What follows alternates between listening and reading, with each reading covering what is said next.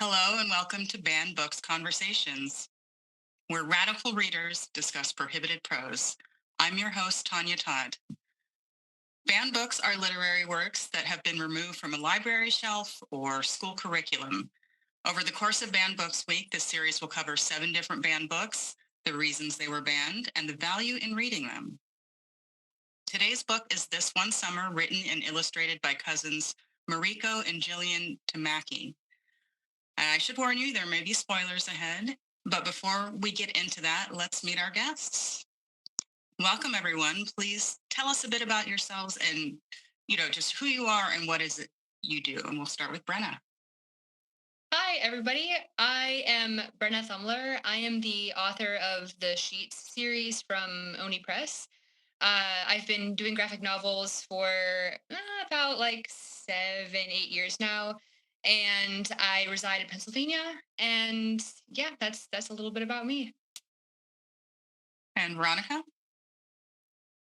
Hello, thank you so much for having me. My name is Veronica Klash.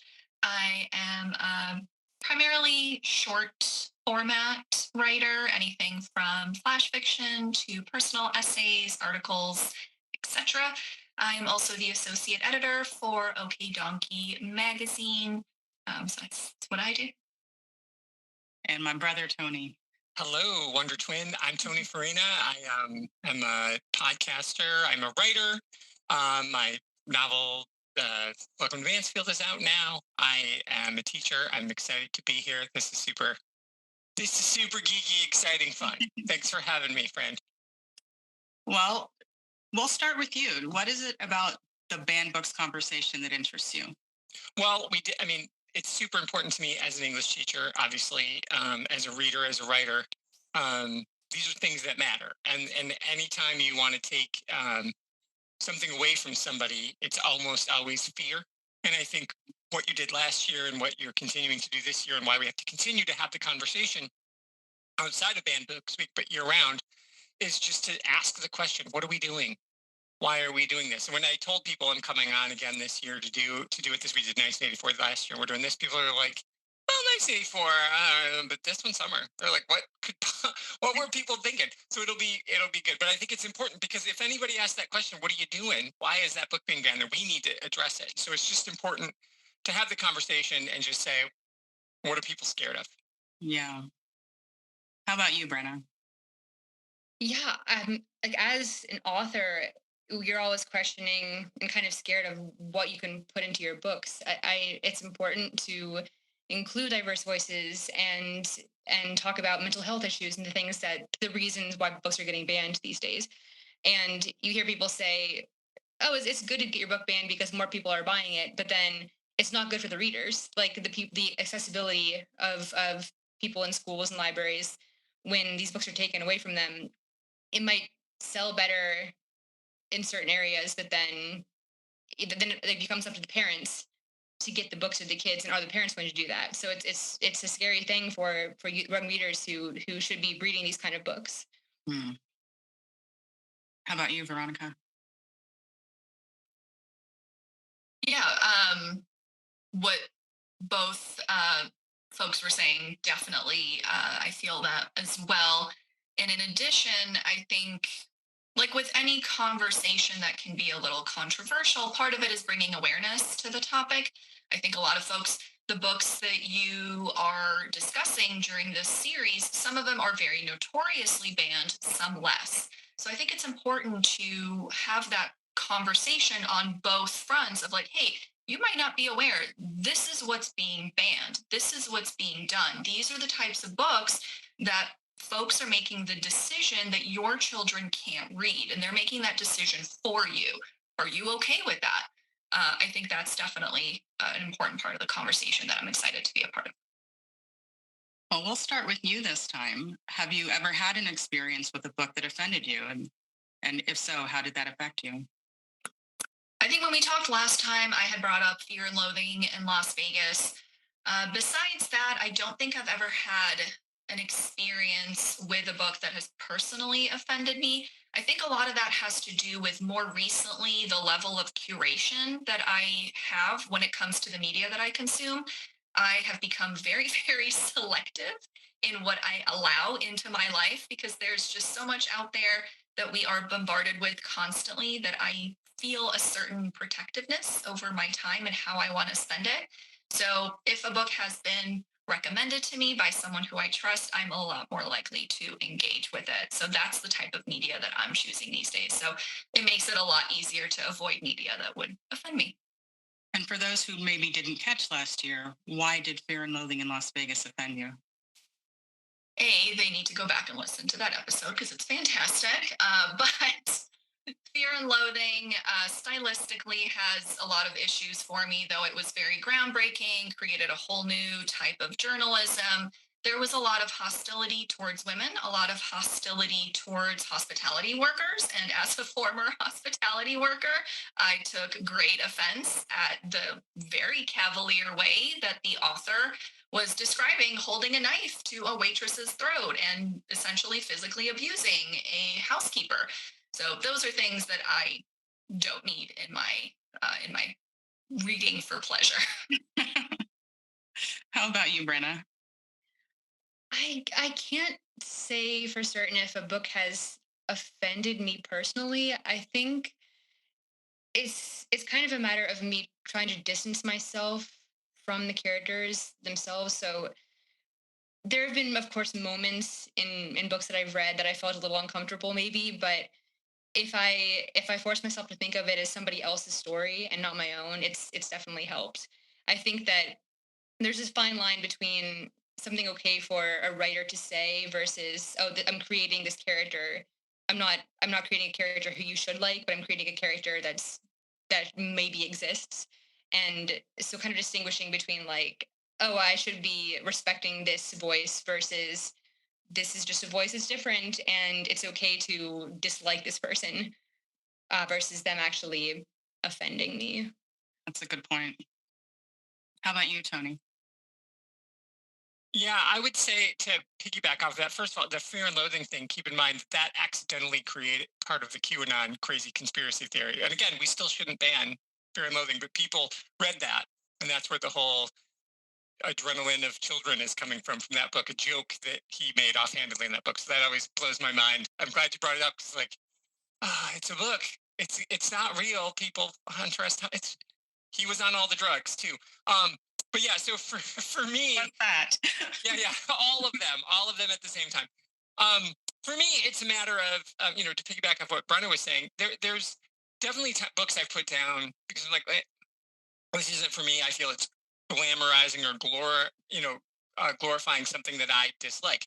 But then there are books that I always get nervous, like books that I really like that I know are offensive. Like I recently reread American Psycho, which always makes me nervous when I reread or rewatch American Psycho because I always worry that the people read it and are like, Patrick Bateman's awesome. And you're like, no, no. But that's why I would totally understand if someone read that and was like, oh, like that is offensive. Everything Patrick does, I don't think is real. I think he's on all the drugs too. And I don't think that anything that happens in that book is actually real. I think it's all happening in his mind, which I think is what makes it an amazing story. But I could see that. So there's been those times where I'm really uncomfortable. I'm more often to be offended by a badly written book. There's definitely been books where I'm like, how did this get published? Liberty Flew. And I've got friends' books that I know I've read their drafts, and that's so much better than this. So that is more offensive to me when a really terrible book is out there doing well than a book that I disagree with. Because if I disagree with it, guess what I can do? I can just close it. And that's okay. Somebody else is out there. So I'm guilty of being offended about badly written books too. I think we all are, right? Yeah. Why? So we'll start with you. And I think I know your answer based on what you just said, but is there a scenario where you feel banning a book is the correct course of action? No, I just don't. I think in your house, like what Brenna was saying before, like if we ban it out of a library or whatever, then it's up to the parents. So if the parent reads the book and does the work and says, I don't think I want you to read American Psycho. You're 8. Yeah, don't. That's right. Don't give that to your 8-year-old. You should not. But I even think there's some adults who need to be talk to before they read American Psycho. Like, this is satire. Let's talk about why this is not good to be like Patrick. But no, I don't think you should ban any books. I think you should have conversations. And I am pro ratings. I'm not against that. Like, films have ratings, TV shows have ratings, music has ratings. I'm okay if you want to put a rating on a book too. Like, if you want to, not a rating like don't read, but like a rating like, hey, like trigger warnings on the book. Like, this has sex, language, and violence in it. So that helps. So to me, that's not a ban. That's just a notification of that. So I think maybe that could thread a needle. How about you, Veronica? Yeah, I lean that way as well. I think in the sort of general sphere, banning a book does a couple of things, right? You're making the decision on behalf of someone else. You're taking that choice away from them to choose to engage with the material, regardless of what it is. And you're also, in a different way, putting a little bit of a spotlight on it, for better or for worse, right? You're highlighting that book in a certain way.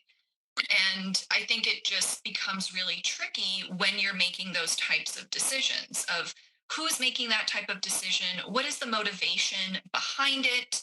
I am a bigger proponent of providing context rather than pulling something entirely away. Maybe there's a foreword that can be included to give context to what the reader is about to experience. Like, obviously, Mein Kampf, I'm not going to be out there recommending that people read Hitler's most prominent work of literature. But I'm also, as a Jewish person, I'm not going to say that book should be pulled, because that book gives us insight into history. And of course, the whole hope of history is that we learn from it so as not to repeat it. So giving a book like that context is, I think, a lot more important for us as a society, rather than just pulling it away and stashing it and making sure that no one ever looks at it again. Really well said. How about you, Brenna?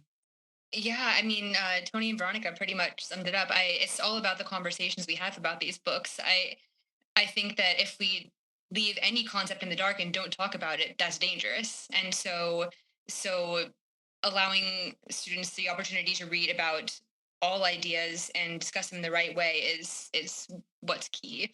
I think it's also difficult though, because if like banning a certain type of book in a school, especially say like an LGBTQ book, the parent might be against a child reading that, and so it shouldn't necessarily be up to the parent at that point, because there's certain content that might be good for the kid and the parent disagrees with that.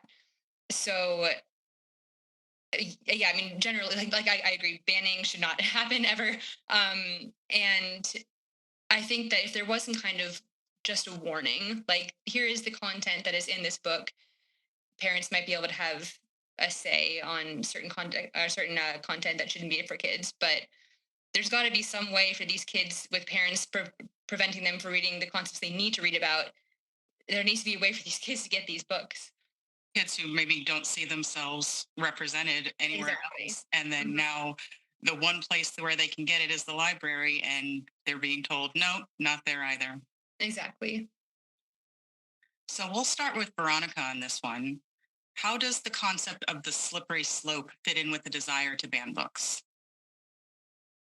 I think that works kind of in two different directions, right? When you hear a lot about the sort of conservative arguments for banning and pulling certain books away, especially when it relates to content for children, their thing is, well, it starts with this, and then it's a slippery slope, and then before you know it, they are identifying as a helicopter. Like, okay, so that's kind of their rationale of it's a slippery slope. But I also kind of see it from the other perspective of, once you start, again, pulling that choice, removing choice, that to me is the slippery slope. Not a kid is going to read a book and then is going to start getting ideas and make rash, silly decisions. Children always make silly decisions. That's kind of part of being a child. That's the freedom you're afforded in being a child. You can make decisions that are not the best.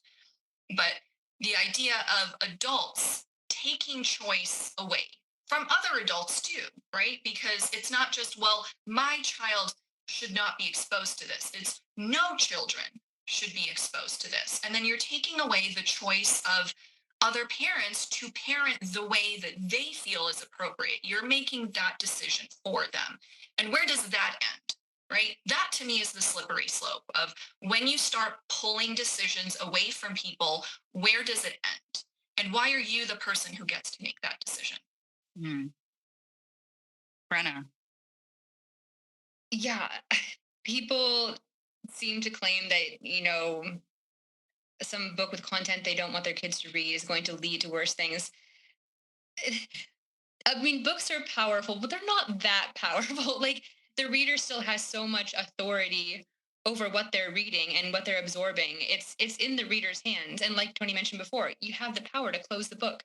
So it's these parents or adults assuming that this book is going to have that much influence over a kid, and really it's all the influence around them. It's just like what they're bringing to the book that is the biggest influence. Tony? Yeah, that's so well said. And the slippery slope argument, I mean, I teach it. Like, I teach my students why it's a logical fallacy. It's a logical fallacy for a reason. Like, it's such a, and when I always ask them is, well, how do you know the difference between a slippery slope and a cause and effect? Like, and that is where that's to me how you break the slippery slope argument, and as to say, okay, you're calling it a slippery slope, but I'm going to show you the true cause and effect of you making these choices, and here's the thing that's going to happen. And like you said, I mean, there's always the assumption when you look at a lot of these people who are making that argument are people of means, who are people like, well, if you want that book, go to the bookstore and get it. Yeah, well, I was not that kid. I didn't have money to go to the bookstore every week and get whatever I want, but I definitely had shoes. And I could walk to the library all the time. And I did. I was a kid in the 70s who wandered around by myself in single digits. And I walked to the library all the time. And it cost us nothing. And so, late fees, like, a dime a day, which I racked up. But, like, still cheaper than buying a book. And so that's the argument. Is like you're saying, well, here's the cause and effect relationship that your slippery slope argument is making, is that kids who can't afford books, who can't get the information, who can't find themselves, you're taking that away from them. And what does that do for them? And what does that do for their mental health, for their physical health? What is all that? So to me, you show them the other way of like, well, you may be offended and have to have an uncomfortable conversation with your kid. All these other kids get nothing, so it's just really frustrating. And it's a logical fallacy for a reason. It's nonsense. Well, I'm sure you've all noticed that in recent years, there's been a pattern in the themes that get books banned. And I'm wondering what you think this pattern says about where we are as a society. And we'll start with Brenna. Yeah, I mean, of course, we have made progress, but I think it is the progress that is scaring a very certain type of people. They just can't bear to accept that others are possibly starting to feel safe and better about their existence in the world. And I think it's the fear that's like making them want to stop that from happening. And that's just really, really tragic. It really is. How about you, Tony? Yeah, fear is always the thing, right? It all comes down to that. And it is the fear of whatever. And you didn't say it, Brenna, but I'll say it as the white guy on the panel. It's the white guys. It's the white guys who are like, sorry, man. White guy. Dude, as the token white guy, time's up. I'm so exhausted by you. Like, I'm just tired of it. And that's what it is. And it's fear. And it's always been that. I mean, statistically speaking, white guys are the minority in the world. Even in America, there's more women than men. There's more people of color, of men, male and female, than there are white dudes. But white dudes are, 80% of all the power. And it's power. It's about power. It's about control. It's about a fictional narrative. Because, the data proves this is time will be up soon. and you're not making it better for the white guys who aren't you, so it's really frustrating. So to me, that's what it is. It's just power. It's just power. And it's so the state, what it says about the state of where we are right now is I think we're in, unfortunately, a backslide. But as somebody who wants to be hopeful and who has kids who are millennials and Gen Zs and has a grandkid, I'm saying I have hope that times like we're running out. Like, okay, boomer, okay, Gen Xer, let's move along. Let's get out of the way. So that's my hope, is that it's bad now, we backslid, but maybe it's just one step forward, one step back, and we can get our 2 steps forward again relatively soon. I'm just clock watching, man. Stresses me out. Veronica. Yeah, I think it definitely reeks of a backlash to recent progress. And what it says about us as a society is that we have certain people in power. Like Tony was saying, those people are used to being in power, and they are feeling that power structure shift, and it scares the ever living lights out of them, which is why you're seeing just this tighter grip. And which I think Tony is right, that tighter grip is going to alienate a younger voting audience that doesn't see an alignment with those values. So hopefully the more recent kind of backlash leads to, as younger people start aging into voting, more of truly fulfilling those people's fears that they will lose their power, and other folks with different values will now hold those positions and be able to drive progress forward more continuously.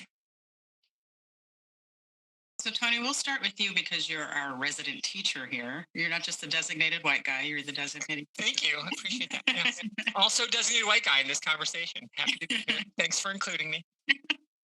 Hey, inclusion means including everyone. Yes. I want to know, what do you think the value is in reading books that might be considered offensive to some people?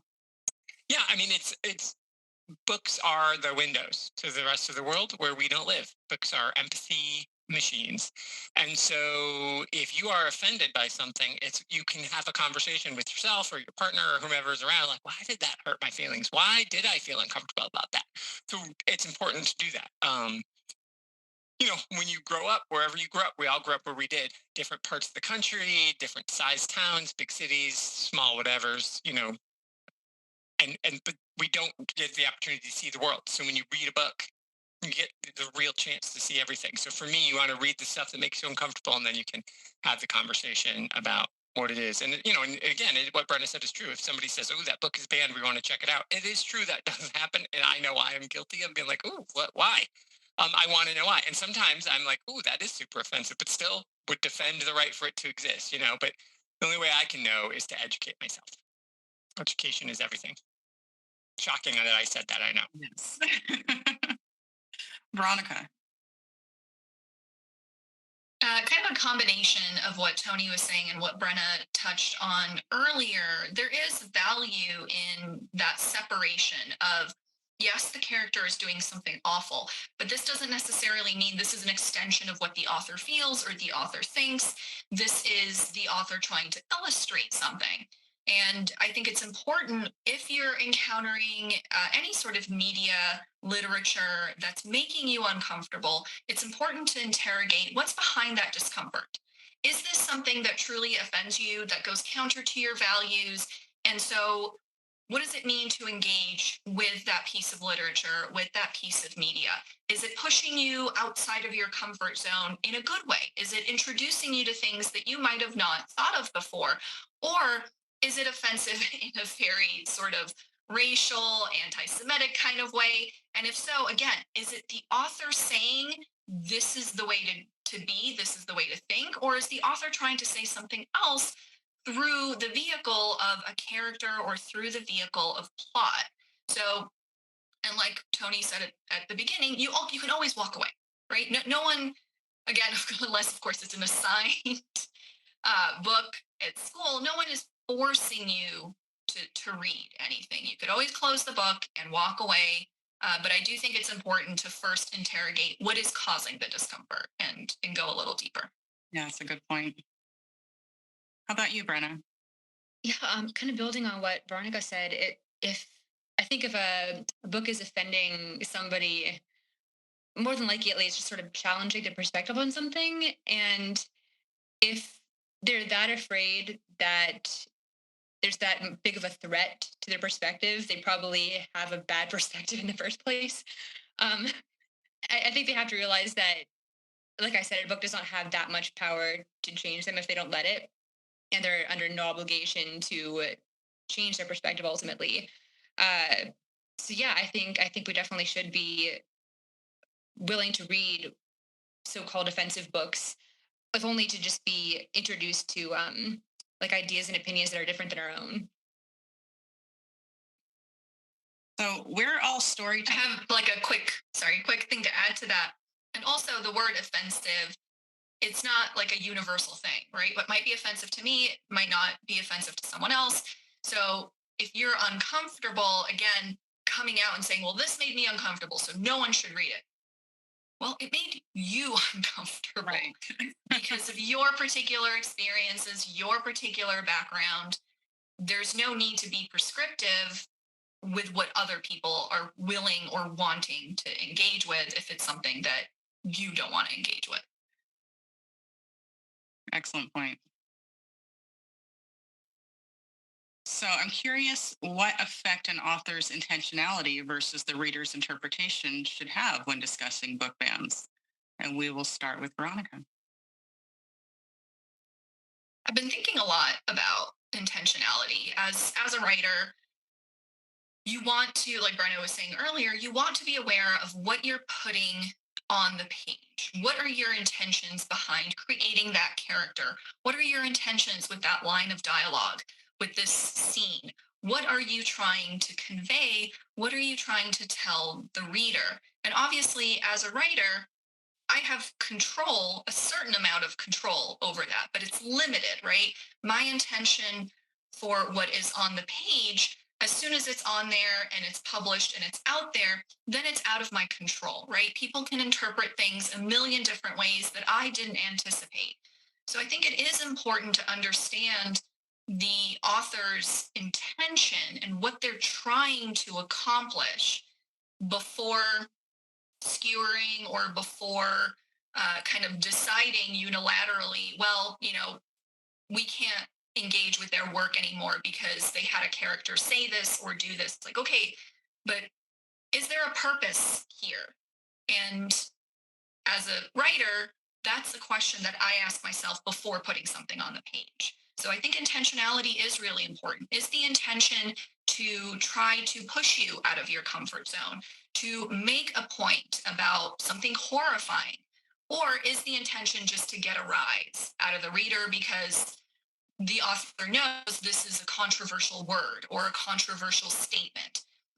What's the intention? And of course, as a reader, there's only so much that you can do. It's up to the author to do the heavy lifting of putting that intentionality out there, whether that's through the work itself or by providing context, which we have the ability to do that more than ever, right? Every writer has a platform, right? They have social media, they have a way of communicating. Whoa, this is not what I clearly anyone can interpret my work the way they wish to, but this is what I was going for, and this is what I was hoping people would walk away with. That's a really good point, and it triggers a memory for me.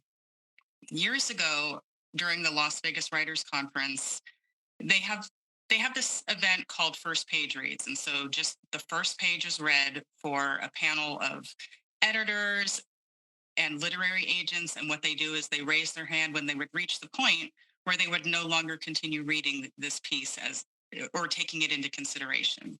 And you happen to be on the panel where my piece was read, but it was blind, so you didn't know this, and it wasn't anything you had ever read. And you said it came off as fat phobic to you, and that was offensive to you. And it hurt me because that was not my intention. But I looked into it, and I've decided to lean into that. Like, okay, well, maybe this character does have some element of that. And now it has been incorporated as part of the story rather than this fleeting, offhand, hurtful comment. Now she's going to be called to task about having that thought. And I thank you for that. But it does have to do with the author's intentionality versus the reader reaction. There's a whole separate conversation there, but I do want to thank you for bringing that up. What are your thoughts on this, Brenna? I think it is really scary for the author because just using like grief and depression, for example, in the mental health realm, and I'm sure we'll be touching on this when we talk more about this one summer. um, but every single human being experiences depression differently. So an author taking this worldwide concept and narrowing it into a story and pulling from their own individual experiences to create a character, it's so limiting, and yet it's also difficult to create a story that's encompasses the entire world of mental health. So both creating this very narrow character but wanted to speak to a wide audience is so difficult. And it's not like we can just not talk about mental health. Like we either have Right. to be specific and create a realistic portrayal of mental health from our own minds, or just be very vague with it and not really be realistic with it. So it's such a hard line to cross, and I'm still trying to figure that out for myself. I think we all are. How about you, Tony? Yeah, it's a tough one. I like to think that the argument is we're all writers. We put our books out into the world, and then they live. And in however many years, the hope is, when we're long gone, our work will still be out there, and it's hard to fathom when you're alive and you're writing it, you're putting it out there. But like my favorite writer, Jane Austen, she has no idea she has no idea the effect she has on so many people still. um Hopefully that is, I wish that for all of us, right? I'm hopeful. I love the Sheets series, by the way. Like, that's how I met Brenna, because I loved her book so much. I just cold sent her an email. I'm like, will you please come on my show and talk to me? And she did, and now we're friends. And I can't wait. We're going to talk about Late soon. But it's like, it's so good, and I hope that in 100 years some kid finds Sheets, and it brings that kid the hope and the sorry, it's such a good book.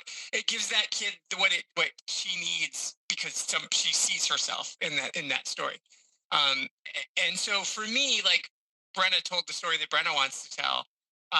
But in 50 years or 100 years or tomorrow, a kid is going to find it and get exactly, and it may not be a one for one, but it's like, oh, here's somebody who's going through what I'm going through, who feels what I feel. And so the goal is, we write it, we put it out in the world, and people will get, and whether that means they love it, like I hope they do for all of our work, or they hate it, which is fine. But keep in mind, right now, somebody for the first time ever read To Kill a Mockingbird, or read Pride and Prejudice, or read This One Summer and didn't like it. Those are 5-star books for me, but somebody's giving it genuinely a 1 star for what they genuinely didn't connect with it. They genuinely find that book problematic or boring or whatever. So, there's also that. There's also that just personal taste. It just isn't for everyone. And so we can't try to write a book for everybody. We just have to tell our story and hope. And that's our intention. We're setting our intention. And then if we don't connect with it, I'm not going to be super offended. But if you do, and it helps you and it makes your life better, then that's great.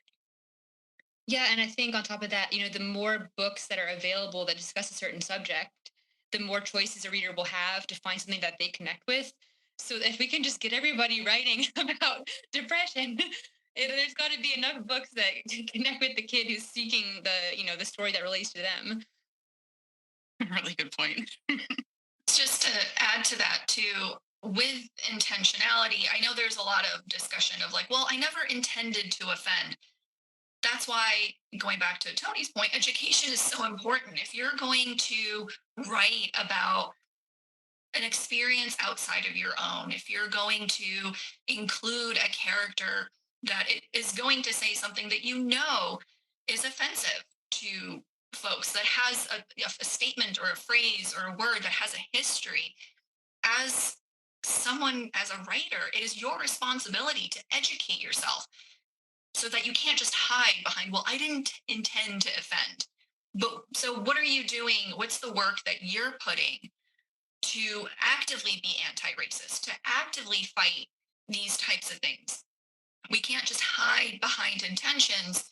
We also have to do the work of educating ourselves. And if we're making the decision to include certain things in our work, we have to be able to stand behind that work and say, this is why I included it.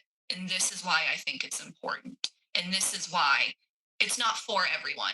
And to Tony's point, I cannot think of anything more boring than a book that is for everyone. Like, what could be more watered down and terrible? That's something that universally everyone agrees is fantastic. I cannot think of anything that would be more boring than that. So yeah, part of being radical, part of being anti-racist is doing the work and not just relying on, well, it wasn't my intention to be offensive. Well, why don't we get into today's banned book? Yes. Published in 2014, This One Summer is a graphic novel coming-of-age story about two teenage friends during a summer vacation. It won an Eisner Award and an Ignatz Award. It was the second graphic novel to receive a Prince Award and the first to win a Caldecott honor. Brenna, how did you first learn about This One Summer? I actually came across this back in 2015 for the first time, and it's kind of my origin story as a graphic novelist. Actually, so I was in a thrift store and I saw the spine in rows and rows and rows of books, and it stood out to me among yes, beautiful spine.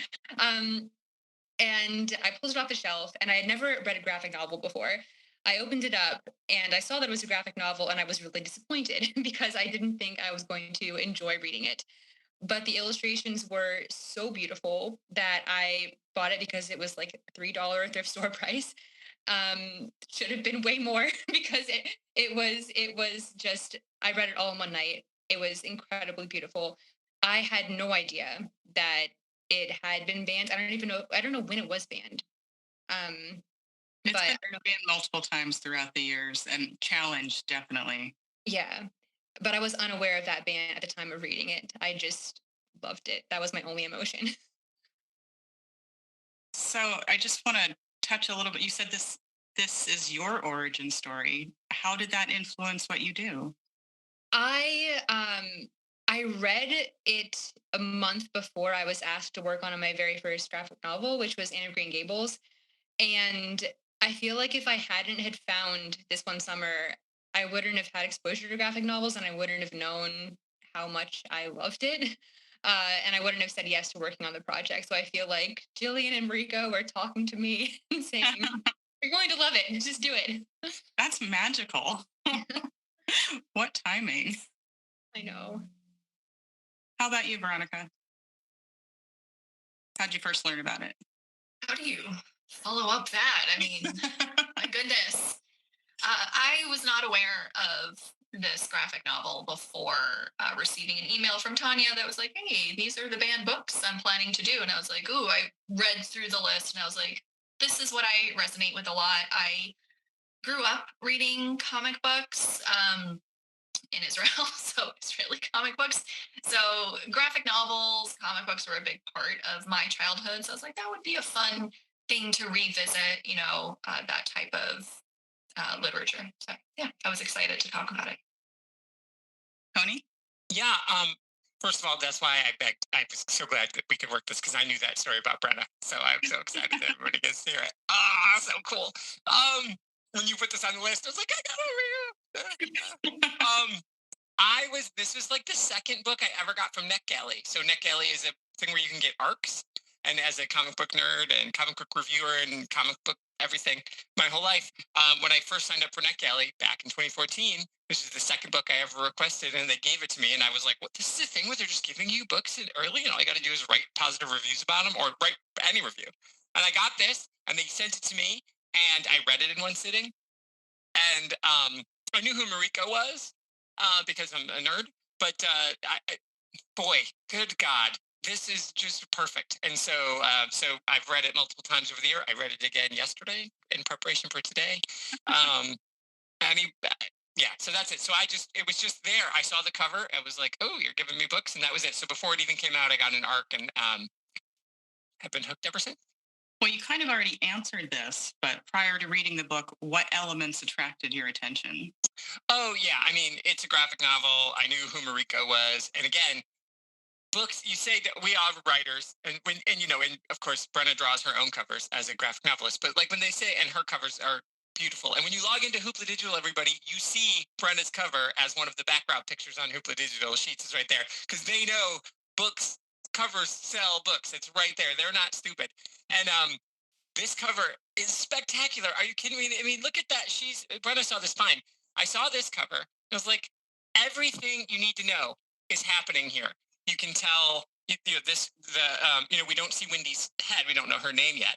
But like, there's something happening here. She's a little more dangerous. She's jumping a little bit higher. The way she's jumping, you can understand where they are. It was just gorgeous. And the color, and I was like, if the whole thing is going to be this, I am all about this kind of coloring. And it is. And so for me, it was just like, love a coming of age story, love a graphic novel. I love Mariko. So it was a win-win. And I hadn't read Jillian before. This was my first experience with her work. So win all around. Veronica. It was really the graphic novel aspect that appealed to me the most. Honestly, it's been a while since I've read a graphic novel, and it felt wrong that it had been that long. It's like I need to get some graphic novel in my life right now. You know, it's funny, when I was making my list, I was not familiar with this book. I had 6 books chosen, and I realized, oh, I really enjoyed having a graphic novel on the list. I need to do a search for one of those. And I could not find one that I wanted. And so I put it on pause. And then when I was looking into why each of the 6 I had chosen were banned, that's when I discovered I already have one on the list. No wonder I can't decide one. It's like the universe telling me, you don't need a graphic novel. You need to look elsewhere. How about you, Brenna? Oh, I don't think I need to say more than just the Just the spine. like I mean, it's just the illustrations are so beautiful, and I think my ideas of graphic novels before going into them, I had just grown up with this idea that they were all superhero comics and more targeted towards boys, and I didn't really understand how wide the genre is. And just kind of glancing through in the thrift store, there were so many panels without dialogue. I was like, there's so much of the story here being told without even Yes. and that resonated to me as an illustrator, because like I went to art school and majored in illustration, so much of the program was telling stories without words, and the ability to do that in a whole book format was so wonderful to me. And I could tell that I was going to love the storytelling before I even started reading it. And so much of this story was told in images. I mean, it almost feels like it it couldn't have been told any other way. And the way the two worked together, I thought, was beautiful. So going through it, I had to ask myself the question, what made this so polarizing that people wanted to ban it? Just, it's not like there are dirty pictures or something in there. Like, I just could not get what the problem was when I was reading through it. What are your thoughts on that, Veronica? I did a little bit of research because that's what I do. And one of the things that I had noticed is excuse me, because it received a Caldecott Award, which normally is reserved for younger age groups, a Mhm. lot of librarians were stocking it just based off of that award. And they may have been placing it in the wrong category. So children who might have been too young for some of the sexual content. Like you said, it's not dirty pictures, but there are references to sex acts. There's references to pregnancy. There's references to teenage pregnancy. So, this is not stuff necessarily for like elementary age children. But again, because of that Caldecott sticker, librarians were kind of thinking that that's who it was meant for. So children who were too young for this type of content were picking this up, and parents were horrified, like, oh, my third grader now knows that blowjobs exist, and this is absolutely the worst thing I could possibly imagine. So I feel like a lot of the outrage came from a misunderstanding of who this is meant for. But still, I think conservatives these days, even the 12 to 18 age group that this is designated for, they would still find an issue with that age group, knowing, again, that blowjobs exist. It doesn't describe what a blowjob is, it doesn't show any image of it. But just the idea that their child will see those words and then come to them and say, Mommy, what's a blowjob? And they do not want to have that conversation. I think that's a big part of why this was so polarizing. And then there's also a lot of mention of lesbians, because again, Mommy, what's a lesbian? And then you need to have a conversation that lesbians exist. And what could possibly be worse than a lesbian? And having a conversation with your child. No, that was graphic. How about you, Brenna? What do you think made it so polarizing? I think that there are definitely some more mature themes, like the grief of the parent, the talk of lesbians, um, the the sex and drugs, like hinted at every once in a while in the story. I think the thing is, Jillian and Mariko are telling such a raw story. The conversations feel so real, and it doesn't feel like they've put this protective veil over it, because there are definitely stories out there that talk about the grief of a parent, or maybe even talk about LGBTQ in safer, quote, safer ways. Um, and I think Jillian and Mariko just aren't afraid to really dig into the realism of these stories, and I think that's great. But I'm sure other people have problems with that. I think you're right about that. It felt very raw and real. It did not feel like there was this protective layer. And to me, that was engaging. It felt like a situation that I could have lived through myself rather than, oh, here's some distant story where I feel very removed. But it didn't feel so immersive that it was shocking to me. But I think you're onto something there, that it's the realism of it, even though it's illustrated. Mhm. What are your thoughts, Tony? All of that, everything that everybody said is totally true. And having raised girls, there's definitely, you have those conversations, like whether it's through a comic book or whatever. I mean, I remember I was in the car with all four of my daughters, and somebody was reading something on some device. I don't even remember what it was, but it was like antiquated laws or something. And it said that in Oklahoma, it wasn't until 2015 that dildos were allowed. And so I'm in a car with one teenager and three preteens, and so what's a dildo? That was fun time. And it was like a game, like an E-rated game about like antiquated laws. So life happens, and that is, that there you go. That was super fun. And the teenager, the oldest one, was like in the front seat with me. She was much more panicked than I was about it. She was like, I don't want to hear you explain this to them. So fine. But so like I think that's part of it, is like this is a book that forces you to have conversations with your kids, but you should be having. It's not graphic. It's not anything. It's but it is intense. And I think that's what people are feeling. I also feel, and this is a question I have for the group, I think, I haven't read this anywhere, but just rereading it this time, like trying to, like getting into the mind of a crazy. Do people queer code Wendy and they think Wendy's in love with Rose and that's a problem and they're struggling with that? Like, I feel like there's this really, to me, the first time I read it and the eighth time I read it, I always feel like they're 18 months apart. And that is what the rift is between them, is like in a year, they'll be fine. But they're in that one weird time where Rose is a little too old for Wendy, and that happens in our friendships. But then I was like, well, I'm just looking for people to find stupid reasons to dislike this book. And again, who cares if she does? If Wendy does love Rose, that's good. Fine. That's a heartbreak she's going to have to deal with, because Rose isn't going to love her that way. That's okay. Maybe if that's the book. Right, and she might. right? We don't know. It's like still trying to figure out who she is. she has no idea. So I just wondered if that was it. Like, and I don't know because I didn't do the research because I wanted to just kind of come in and see where everybody was at. But I was like, I don't know if that people were reading that and they struggled with the intimacy, and I think that's part of the rawness of their relationship is they're very intimate friends.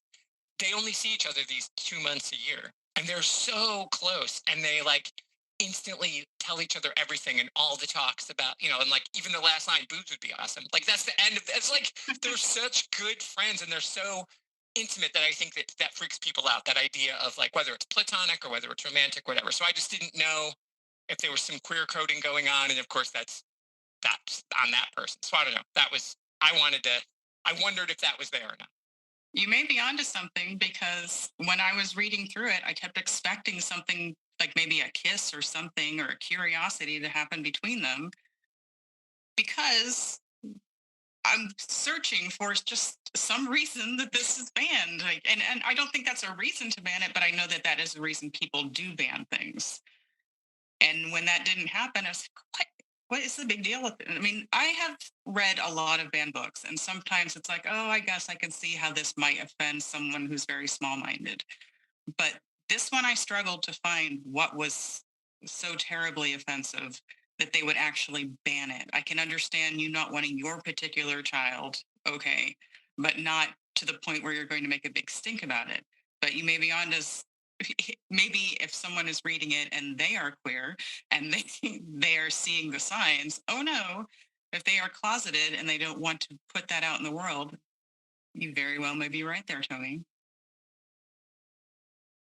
And I am actually lost track. Sorry. The question was why. I just was curious. Well, I'd be curious, Brenna, and if you guys. No, I know the question. I just don't even remember. Did everybody answer it? Because I think I was last. I was definitely last. But I am curious. And I appreciate you saying that, Tony, because you thought it too. Brenna and Veronica, did you think was there any queer coding between the two of them at all?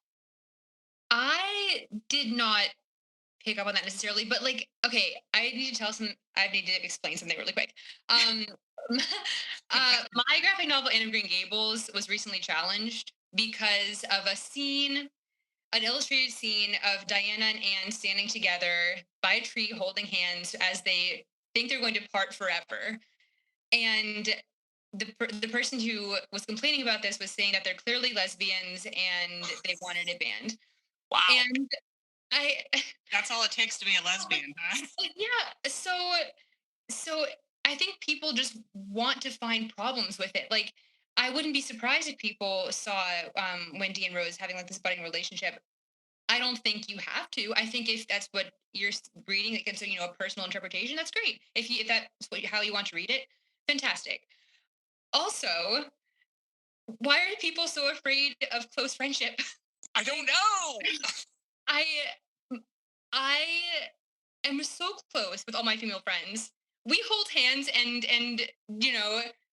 tell each other that we love each other dearly all the time because that's what friendship is to us. And so I think again it's so personal, and people who have to read into female relationships that deeply, that's unfortunate. Uh, if they're going to ban it for that reason, I mean, again, if that's how they want to read it, great. But to assume that and then ban it because of that is just terrible. Yeah. I think a lot of the fear of close female friendship, and I could see Wendy as a queer woman myself. When I was reading her, I was like, oh, I wonder if this is something that's going to come into play. I didn't necessarily read her as in love with Rose. I read her more as being fearful of Rose pulling away. Whether that there's a romantic feeling there or not, it wasn't like super projected onto the page for me, but I could see Wendy as a queer character. But a lot of the folks that are fighting so hard to pull books away from children, they are rooted in Christian beliefs, and the idea that you would have two girls who were so close, who would support each other, that kind of shakes the bedrock of Christianity, right? It's supposed to be the man up here, then the woman's here to serve the man, and then there's the family. So if you have a close female friendship, that can rival the relationship and your servitude to your husband. And if you have a close female friendship, she might warn you against certain abusive behaviors. She might support you in leaving in an abusive relationship. So I think this is where the fear is coming from. If you have people that are so close, is it gay? And if it's gay, then that's terrible. Even if it's not gay, you should not be that close to someone outside of your family. It's the family unit, and that's all that matters. God and the family unit. So I think that's where the fear is coming from for that particular group of people. I do think it's important to mention that isn't actually true Christianity. That is the warped version that people are passing off as Christianity. And if we want to go back to that slippery slope, the Bible has also been banned on multiple occasions. So perhaps that's something that the fake Christians should keep in mind before they start pulling other people's books. Yeah, obviously, this is a very extremist, fundamentalist view of Christianity. And yeah, talk about sexually explicit. The Bible is the most sexually explicit thing out there. So I want to talk to Brenna about this first because you are a graphic novelist. Do you think that the book was more or less likely to become polarizing because it was a graphic novel? So I was watching this video of Mariko and Jillian talk about this book actually, and from what they were saying, it had me thinking that the images made it so much safer because they were talking about this idea of communication versus non-communication and how so many of the difficult themes are fleshed out in the illustrations alone and not so much in the writing. And The epitome of show don't tell, huh? yeah. Um, and I think Rico actually said like it's comics are such a good way of showing, not telling. I think that was what she said in the video. Um, and I don't know if that makes it easier or harder to digest because watching it come to life before your face, it it gets so more it's more emotional that way. Like you can feel what they're feeling so much stronger. And in my mind, that makes it safer because it's about increasing understanding and increasing awareness. I'm sure to some people that would make it worse is showing what it's like to feel this certain way or experience these things. Um, so this again, it's hard to say because I don't understand why people have such a big problem with that. So I really don't know. I think that I would feel less comfortable with a young kid reading just the straight prose versus the graphic novel, but I have no idea what is going through other people's minds, and if they would feel like just writing would be safer than the images. Hmm, fair. How about you, Tony? Well, I just had to deal with this. I've had a student complain about a graphic novel being used in a class, and the student admitted that it was because it was a graphic novel. That if it were a book and it was describing the same things, but the student didn't need to see it, then they would be less offended. And it was the imagery that was offensive to the student. So I do think. Do you feel comfortable sharing the book? Saga. Okay. Yep. And of course, Fiona's a queen, and her art is exceptional.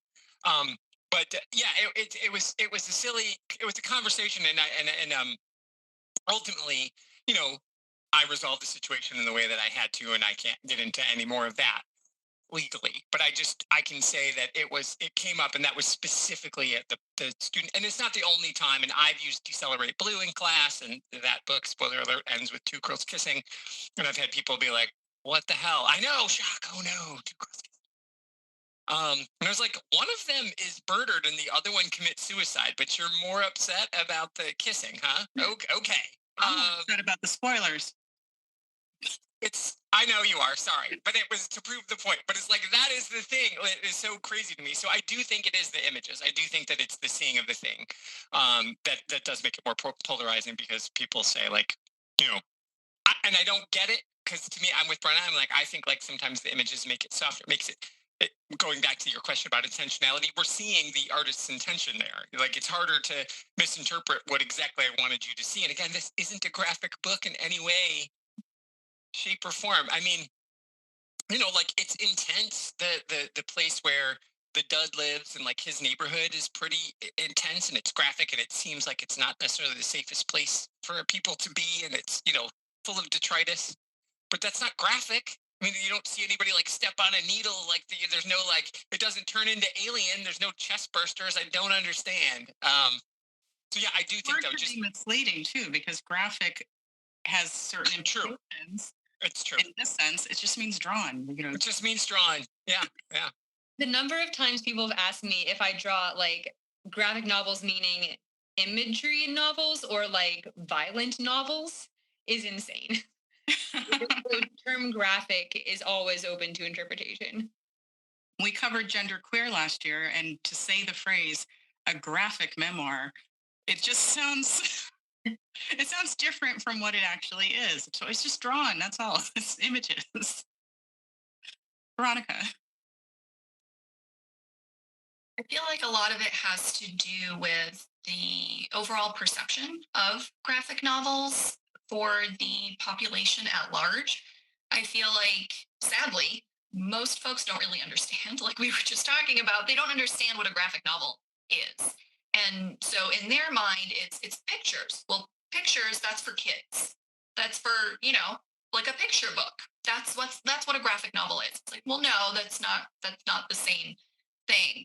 So I do think that the fact that it's a graphic novel does make it more likely to end up in that type of category, because it's easier for people to misunderstand it, because there's just less of an acceptance, less of a full understanding of what the medium is. And I do think I kind of have like the opposite impression that Brenna does. Theoretically, if you're reading prose, you're at the mercy of your own imagination, right? You've got you could picture it as awful or not awful as you want to or don't want to. Whereas if you're looking at the image, it's already set there for you. There's nothing for you to picture beyond what is on the page. It's already there for you. So theoretically, you would think the graphic novel has less of a place to go in terms of offensive imagery. But with this particular one, because the art is so evocative and so alive and so intense, it contributes to the way that the reader feels. And I think really turns up the volume on kind of that intensity and that reaction in the reader. So yeah, I definitely feel it was more likely to be banned because it is a graphic novel rather than if this was just prose. Because those words, like blowjob, the pregnancy, it would get lost in all of the words that are there. But there are so few words on these pages. It's all about the images, that the few words that are there stand out even more. That's a really good point. So you, Veronica, you touched on the target age group earlier. This publisher recommended the book for the 12 to 18 age group. Is that where you would place this? Is that your recommendation? Yes. Yeah. I think this is very appropriate for 12 to 18. The protagonist is 12, right? Is that how old Rose is? Yeah, I don't. I kind of felt like Rose was like just turned 13, and maybe Wendy's still like 11 and a half. I don't know. That's my read. But again, I don't think it specifically says. But yeah. Yeah. So yeah, I think it definitely is appropriate for kids like tweens and older. I think for tweens, because when you're talking about children reading, they like to read for a protagonist that's either their age or older, right? They don't like to read about kids that are younger. So to see kind of what she's experiencing, what she's learning, and what I think that the lesson that she's learning is so valuable that when you're a kid, so much of your world is your own interiority, but there's so much outside of that. And to be able to understand other people, even though you don't know what they're going through, to be able to empathize and understand that there's more to what's happening than what you see in front of you. I think that's a valuable lesson, even for adults these days, to come to grips with. So yeah, I think it's definitely a great resource for that type of lesson, for that type of experience, understanding grief, understanding.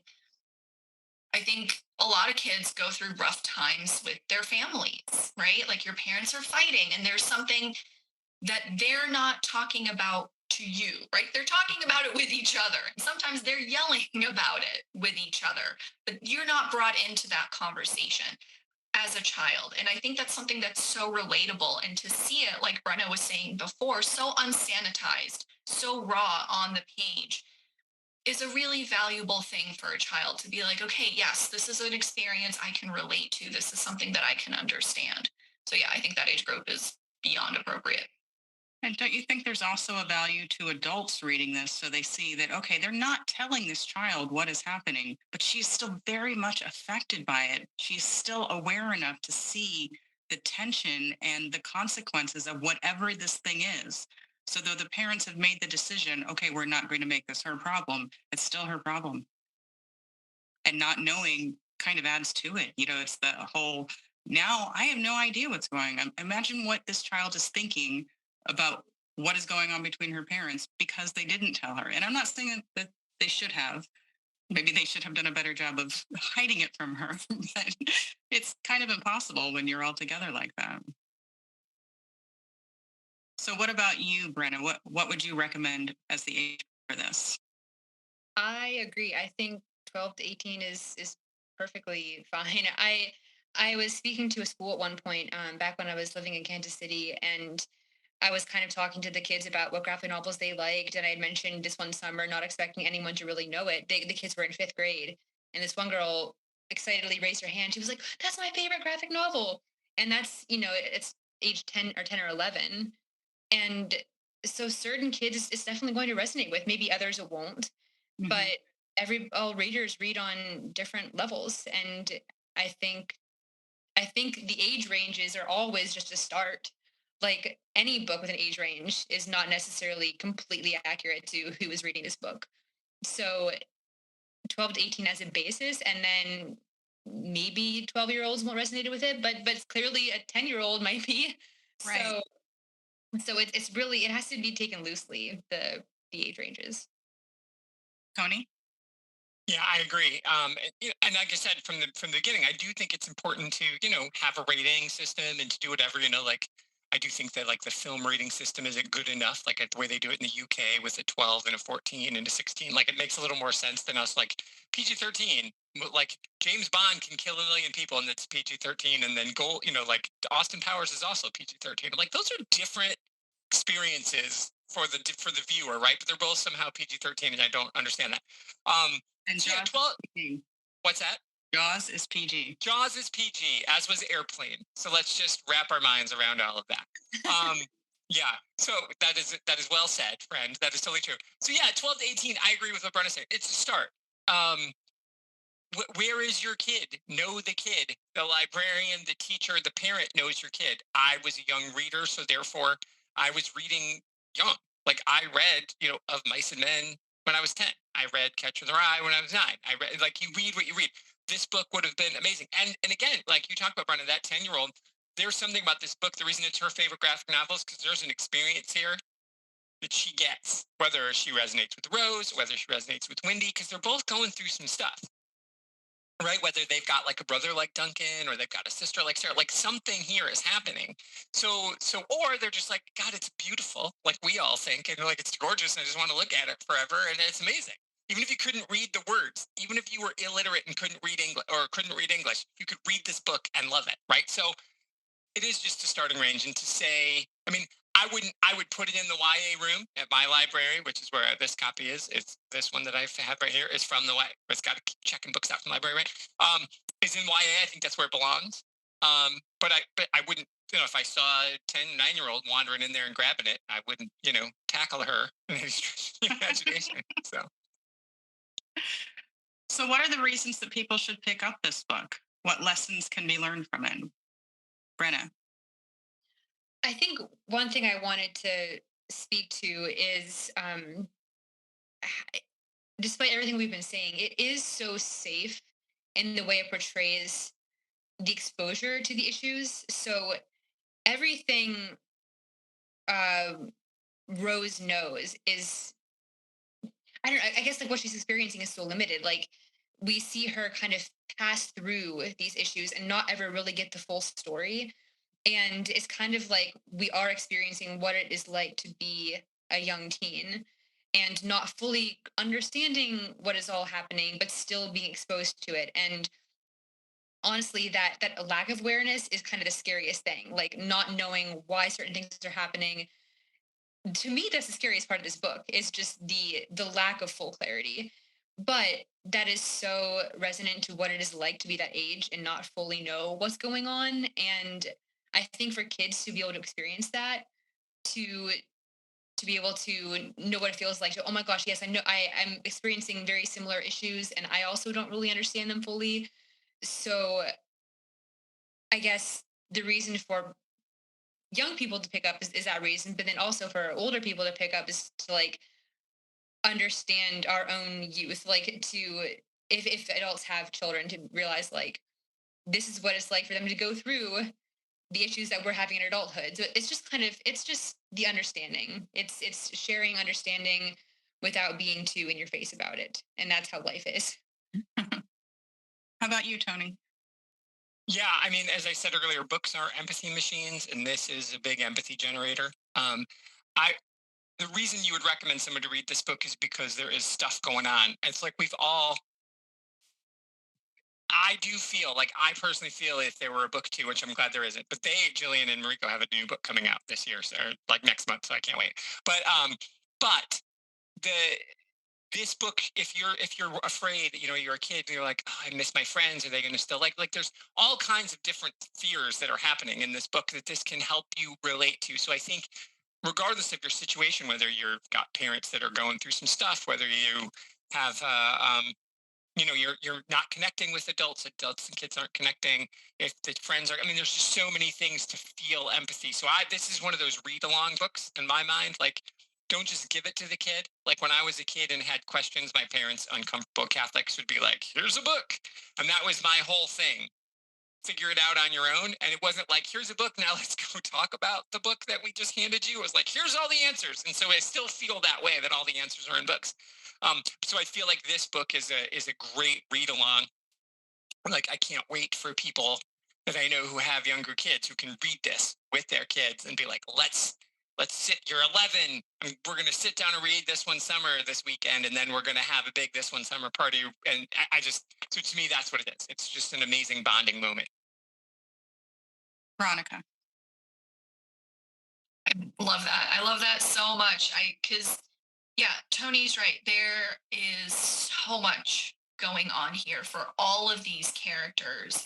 And it's that sort of almost cliche idea of like the summer that changed everything and nothing was the same afterwards. But you know what? That's kind of what it's like when you're a kid. Like big stuff happens in the summer between certain grades and certain ages. And yeah, there's just so much here to unpack and to experience.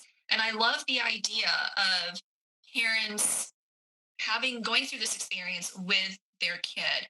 And I would recommend this for adults too, because you forget what it's like to be a kid and to kind of be on the outside of yourself looking in and going, where is this headed? Who am I going to be? What am I going to be? And to kind of see that and relive that, I think, yeah, it brings an empathy not just for other people, but for yourself, for the person who you used to be, the experiences that you were going through.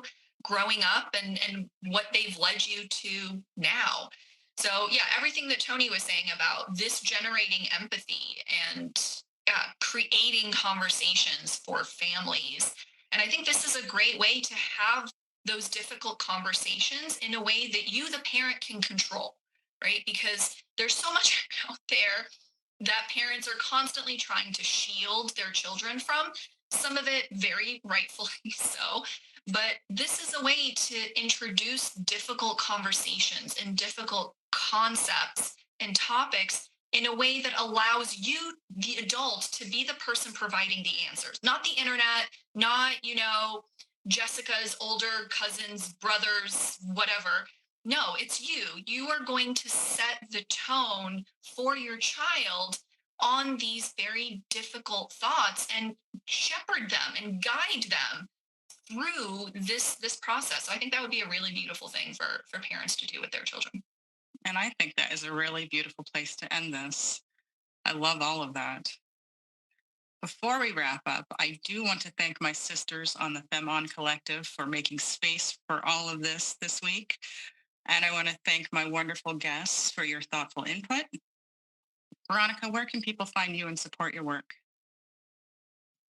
You can find my work on my website, veronicaclash.com. That is Veronica with a C, Clash with a K. I have links to all of my published stuff there. I am on the app formerly known as Twitter. And anywhere on social media, you will find me at Veronica Klash. Again, Veronica with a C, Clash with a K. And Brenna? Yeah, I am also on the social media, and you can find me at Brenna Thummler, and my website. Sorry, my cat is in my face right now. My website is brennathummler.com, and I'm most active on Instagram. You can find out a lot of book news and stuff like about my work on there. Tony? Yes, my website, where shockingly, we've all made our websites our names, arfarina.com. That's the best place to reach me. Interestingly enough, what you said about summers, the second book in my series, Veronica, only takes place in the summers. It takes place over 5 years, but I made it just be 5 summers. And I do the years as montages. I'm like, school, who cares? We all just want to get next to the summer. So I love that you said that. And as a plug, because I know this is actually coming out in October. So if you go back onto Comics in Motion, where I assume these will also be playing again this year, friend, there will be my friend, Brenna Thummler, will be back on Indie Comics Spotlight to talk about her new book, Lights, which comes out right before this show releases. So that'll be out. So go back in the archives and listen to me and Brenna talk, which we haven't done yet. But it'll happen all timey-wimey. Yes, I agree. Sonic Salon? What's that? Oh, and we have the Sonic Salon, yes, where we, Tonya and myself and a few other like-minded nerds, we write original work and we record it, and it's an auditory fiction and essay guide of all kinds of things. And we've had all kinds of amazing people reading children's book and people reading poetry. We've had musicians on, so it's very cool. It's fortnightly, the Sonic Salon. Well, that's it for today's conversation. If you enjoyed what you heard, please like, comment, and share. Thank you for listening. And more importantly, thank you for reading.